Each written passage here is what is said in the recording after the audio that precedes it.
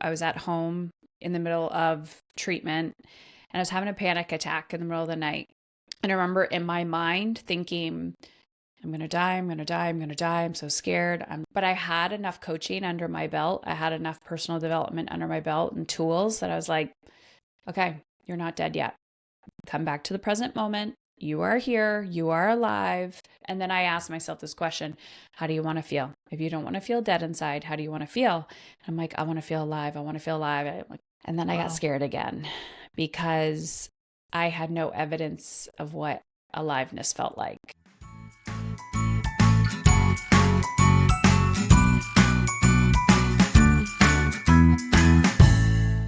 Has the thought ever occurred to you that maybe you should take better care of yourself, or maybe you should put yourself first? I know that I had that thought many, many times about self-care, thinking that I needed to schedule it in, that I needed to do self-care, before I realized that self-care was a lot like breathing and eating and sleeping.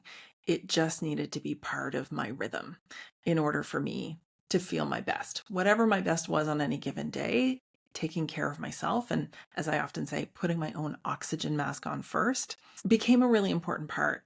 It happened to kind of coincide with midlife. I think that for lots of us, midlife is when the gloves come off around what are my needs? How do I want to feel? What do I need to feel better in my day to day, whatever it is? And that's kind of what happened with my guest today. So Heather Chauvin is a coach from Ontario in Canada, but she has a really powerful personal story about why self-care became so important to her and really became the focus of her work and helping other people to put themselves first. So we have a really great conversation about self-care. And just before we dive into it, I want to let you know that it is December in case you haven't noticed the calendar turnover.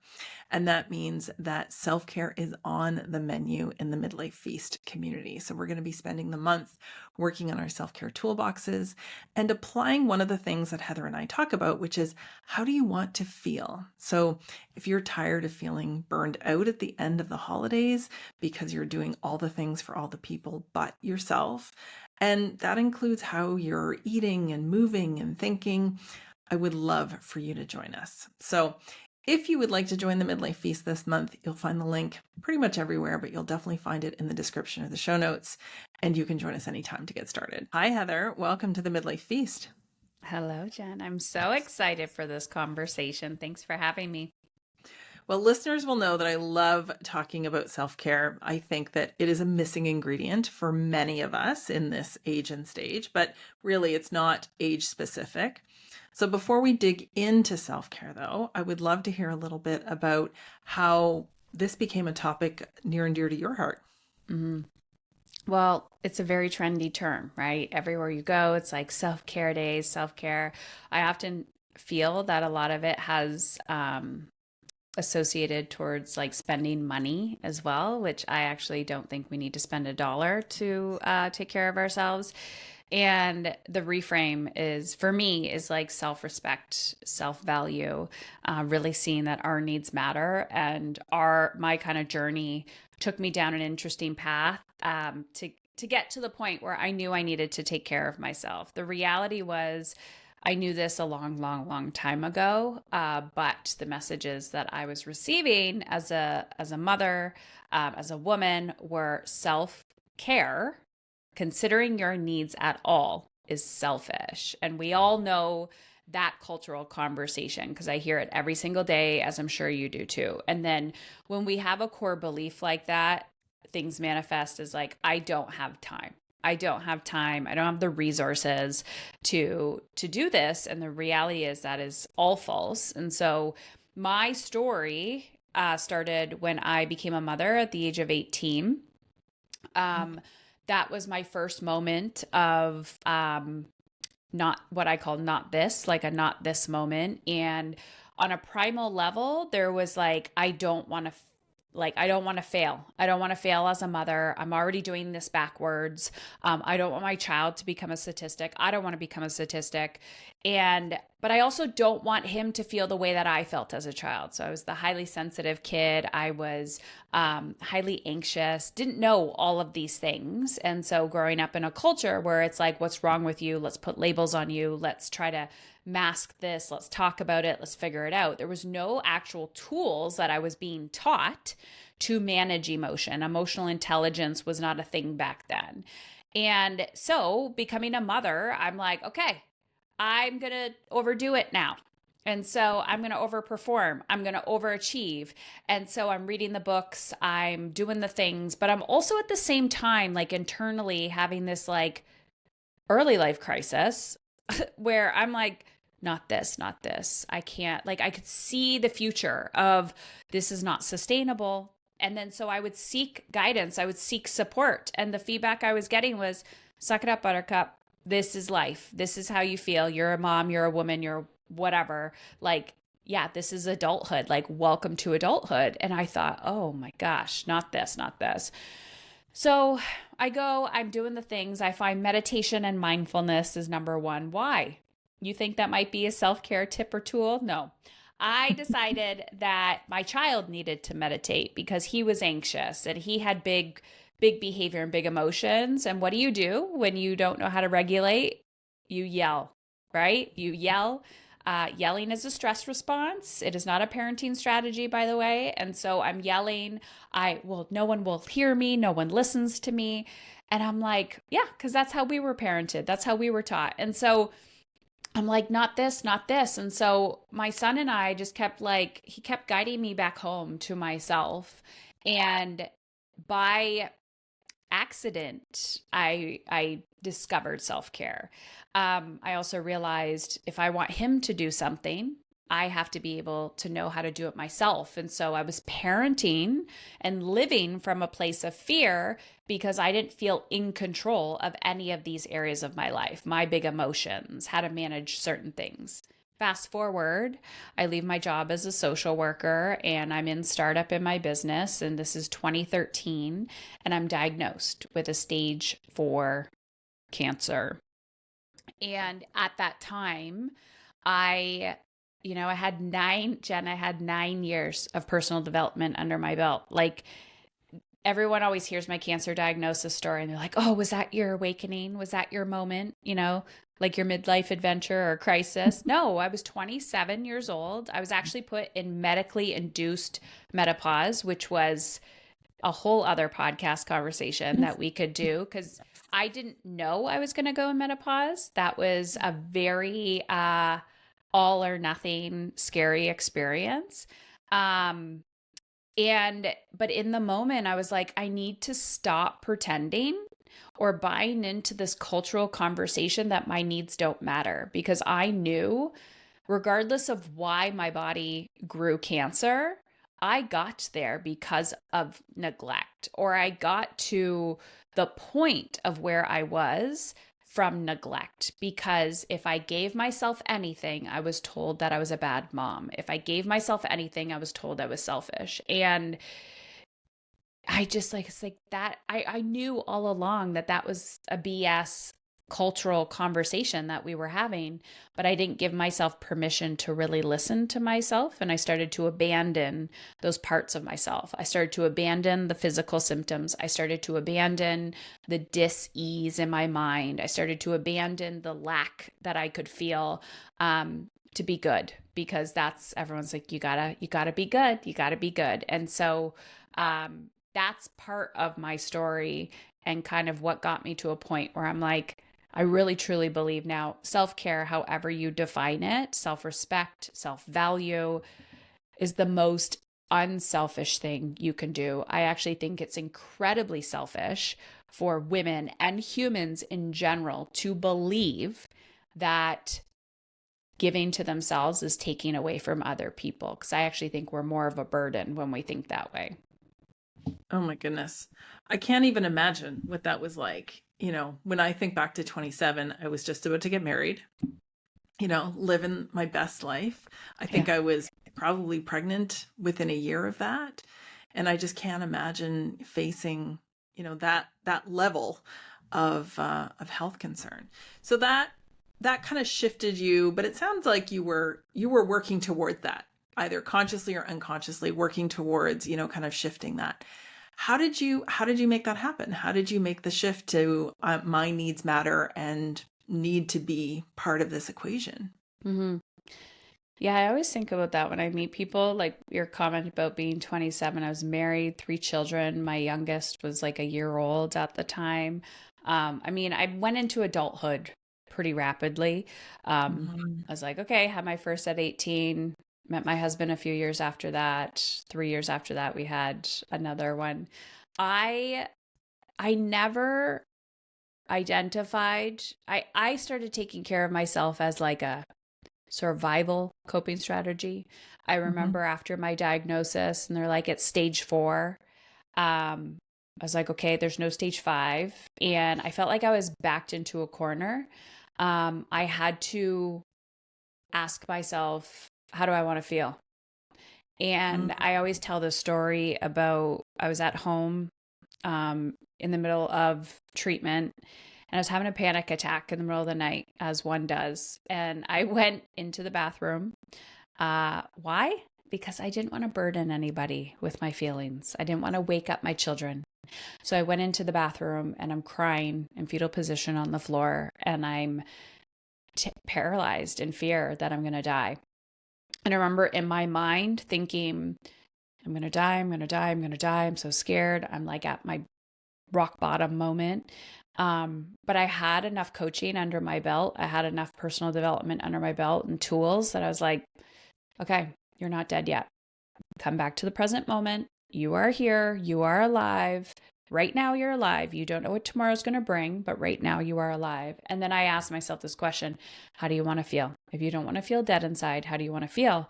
And I'm like, I want to feel alive. I want to feel alive. I'm like closing my eyes. I'm like just repeating it over and over again.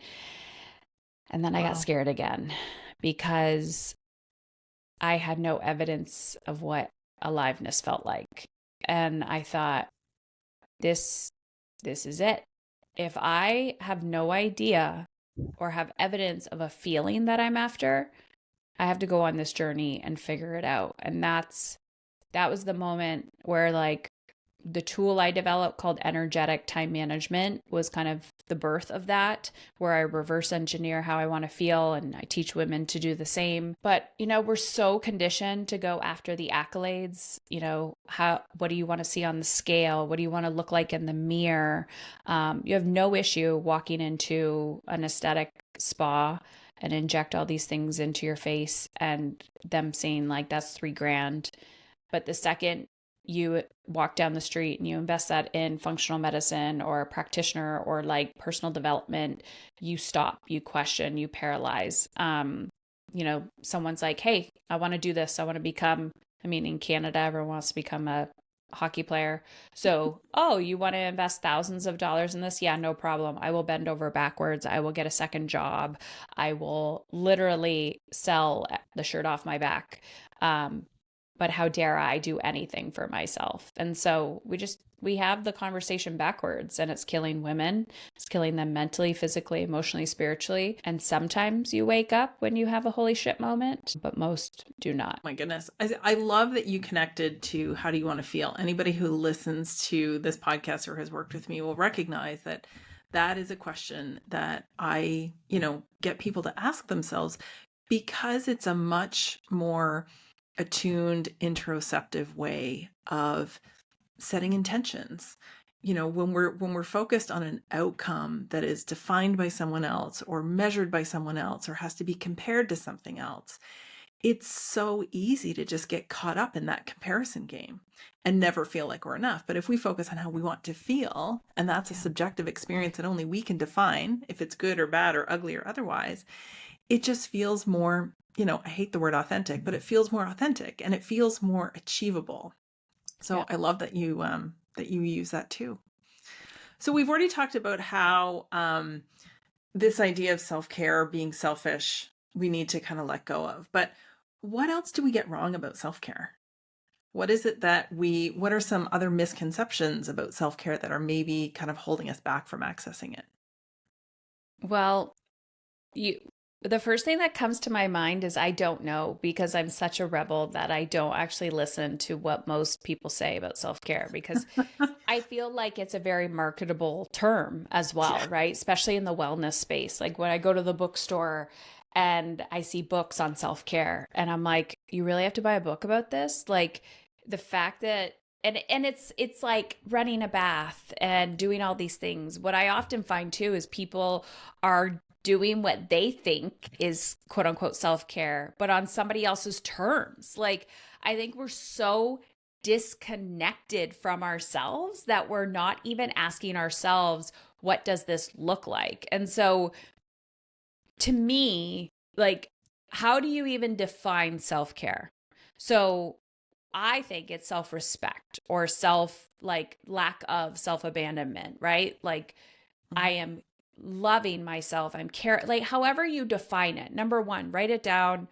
What's your definition of that? Great. What is a line for you for that? And for me, if I say self respect, self value, okay, now I'm starting to look at, where am I not valuing my time? Where am I not valuing my energy? Where am I not valuing my personal resources or myself? And how is that showing up in my relationships? How's that showing up in my work? How's that showing up in my parenting or my health or lack of? And then that's where I start to go for self-care. So for me, it's like boundaries. Um, where am I like abandoning, or where am I needing to listen more to my intuition? Something else that I've really like started to do is take a stand for the vision that I have for myself or my life, especially as a business owner, where, you start bringing on more people and your team, or someone earlier asked me, like, what conferences do you go to? I said, I actually don't go to a lot of conferences, because most of the time it's just people like pouring information on you. And I hear a lot of people say, like, I'm so overwhelmed, I don't know where to go. And so I'm like, come back to self. Listen to yourself. But when we do that, that's where we get emotionally uncomfortable. So to me, that's how I define it. Yeah, I love that. I love the coming back to yourself, because one of the things that I observe, and I don't know how old you are, so I'm not going to make assumptions, but one of the things that I observe when people are kind of crossing this threshold of midlife, whatever age that is an urgent need to come back to themselves. But sometimes they can't see it because of all the other things that are happening, or they've never actually honored that before, so they don't know what it is. But they know they have this discomfort. Something isn't working. I need to do something. Something needs to change. And so I think this idea of kind of coming back home to yourself is a nice way of putting it. Yeah. What are some of the things? So sorry, go ahead. I was going to say it's inspiring what I see people do, which is try to control and seek change on the outside. So they will say, I need to change my career, or I need to control Mm, somebody else's behavior. And I love reading human behavior as a language. So I'm observant towards, what are you trying to control externally? That means you feel out of control emotionally on the inside, and pay attention to that, right? And your health, whether it's menopause, perimenopause, can lead you back home to yourself, but it's also you're entering a new seasonality, new change in your whole life, and your brain is changing, yeah. your relationships are changing. It's also fun when you're going through a change and your child is going through developmental change as well. That's always a good time. So yeah, it truly is about, like, we are constantly evolving and changing. And I think when we are in denial to the fact that life just keeps happening to us, it's like, no, you got to be in this creator role. Mm. So this kind of is a good lead into my next question, which is, what are a couple of things that we can do to make self-care easier to access? Not self-care as an act, Not a thing that you do, but, a philosophy that you're applying, that you're leading, or that you're just including self-care, just like you would eating or breathing or sleeping, that it just is part of what you do. How do we make that easier to access? Because I see people all the time who are just in this busy stage of life. There's the theory about the U-shaped curve of midlife, that we're unhappiest in midlife in our 40s and 50s, and the sandwich generation. And so I think the idea of accessing or adding in self-care as a pillar Mm-hmm. is sometimes just feels out of reach. How can they make it more accessible? Okay. So I'm entering my 40s. I'll tell you how old I am. I think my soul is 1 million years old. So I came into this world as an old soul, but I will say one of the privileges that I have is I had to learn these things at a very young age. And I had to grow up, quote unquote, quickly. And I think it becomes an identity. So, who I am now and how I move through the world, and I see this in my clients as well. When they first start with me, they're like, give me the strategy, give me the roadmap. And that's why I have PDFs. That's why I have step by steps, because I mean, I love ChatGPT and all the AI, because I will literally say, I'm overwhelmed right now. Can you give me a step by step on how to do XYZ, like how to meal plan or how to do whatever? I'm an overwhelmed woman with a lot on my plate. Talk to me like I'm a grade 5, and it will be like, do this, do this. And I appreciate that. So I understand when your brain, it's a new skill. It's a new way of being for you. So number one, give yourself permission. Know that it's going to be emotionally uncomfortable. Know that you're going to have resistance to becoming a different version of yourself. I always say new identity, like different version of yourself. It used to be difficult for me to drink water, and now I carry it with me everywhere I go. And I'm like, I don't even think about it anymore. But there's still challenges that I have that I'm like, I should know this by now. This should be easy. Wow. Let's be kind. Let's be kind to ourselves. The second thing is, so yes, strategy, step by step, have your strategy, implement the strategy, even if it's 10 minutes at a time. And I talk a lot about my energetic time management process. I'm happy to give you that PDF at the end if you want it. Awesome. But honestly, I tell people, put things on your calendar 10 minutes at a time. Like physically on your calendar. It might be a walk. It may be you're getting clear on how you want to feel, but maybe it's a walk, maybe it's reading, maybe it's writing.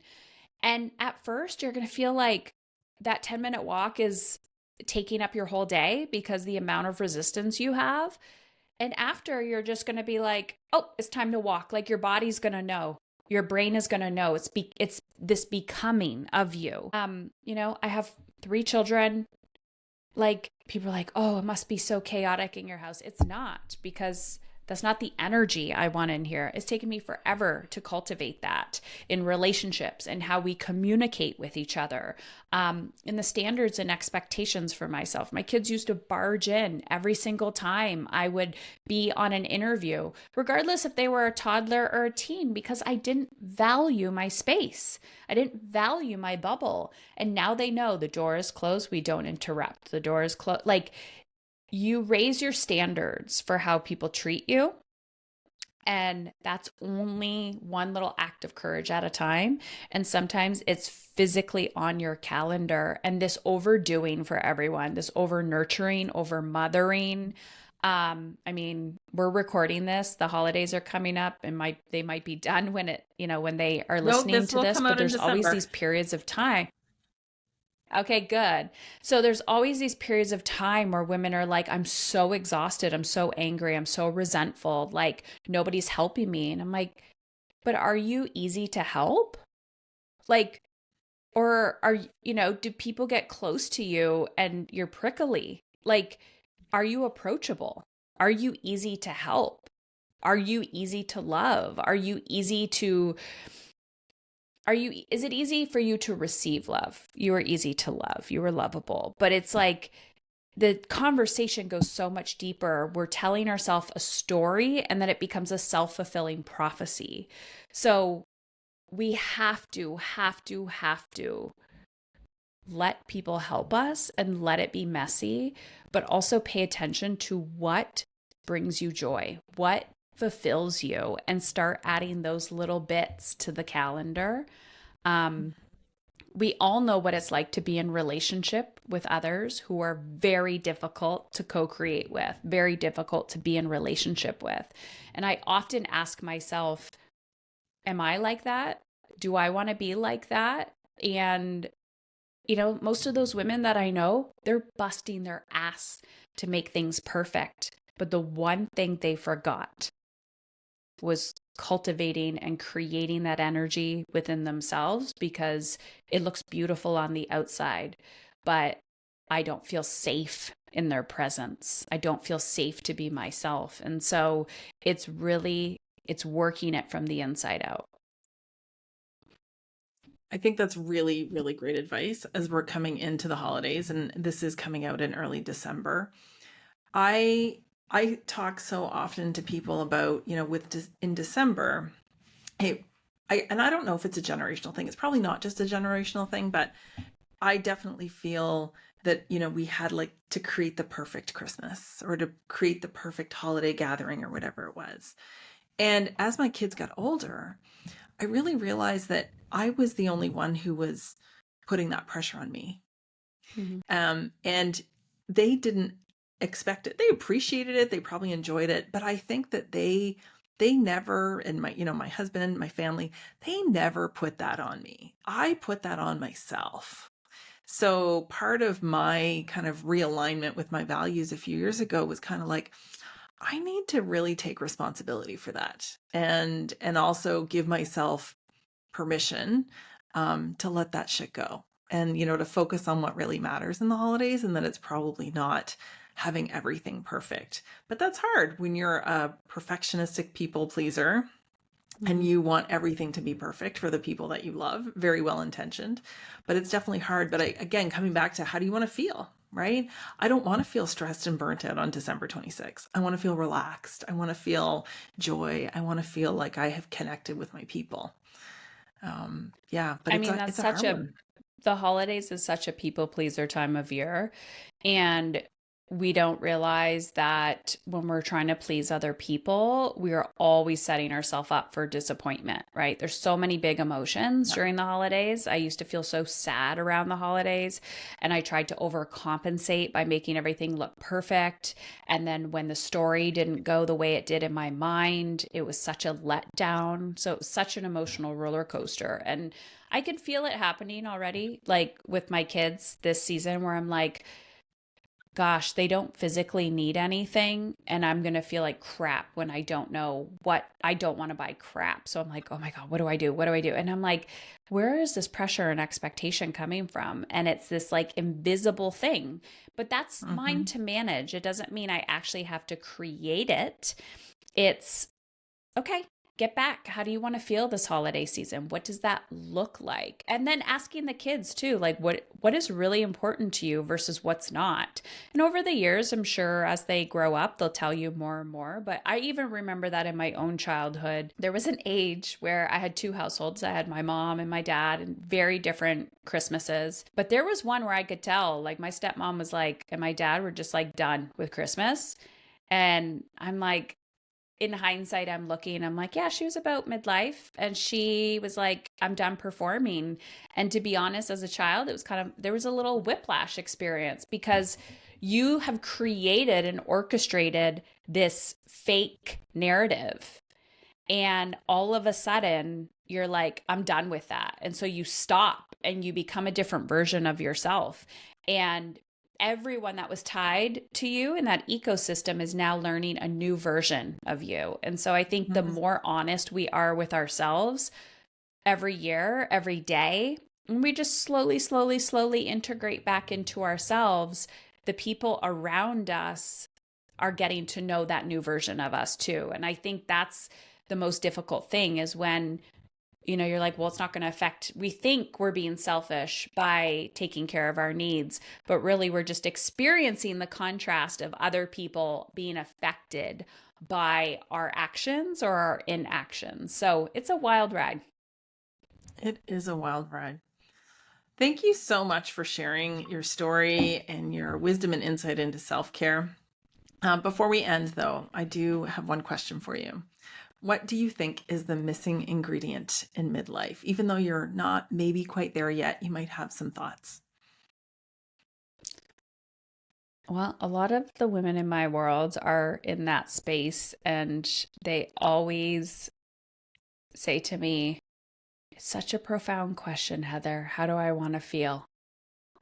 And, you know, I never asked myself that before.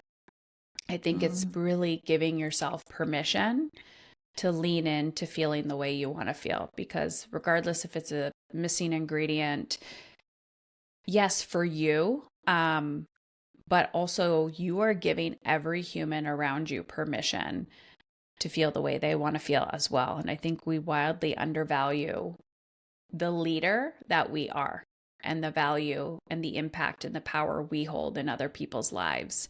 We all know what it's like when the mother, the woman in the home is not happy, fulfilled, aligned. She's the keystone of the family. She's the keystone of the environment. Literally, we call it Mother Earth. And we need to realize that we have value, we have power, and tiny, tiny, tiny little acts of permission that get you more in aligned with how you want to feel. That's the missing ingredient. I love that. Thank you so much for joining me. We will have links in the show notes. Is there anything that you would like to, anything that you have going on that listeners might want to know about? Yeah. So the podcast, Emotionally Uncomfortable, I talk a lot about, the tips, tricks. I love to share stories as well with myself or other people. So you can head on over there. Time management, creating more time, creating more, of your three resources, time, energy, and financial abundance are kind of my jam. So you can go to heatherchauvin.com/time. And I do teach you my energetic time management process. I break it down into those 6 steps. So if you're new on this journey and it's incredibly overwhelming to you, go there, Heather Chauvin, CHAUVIN.com/time. Amazing. And we'll have those in the show notes too, those links. Thanks so Awesome. much for joining me. And I know that this will be a really helpful episode, especially at this time of year. Thanks, Jen.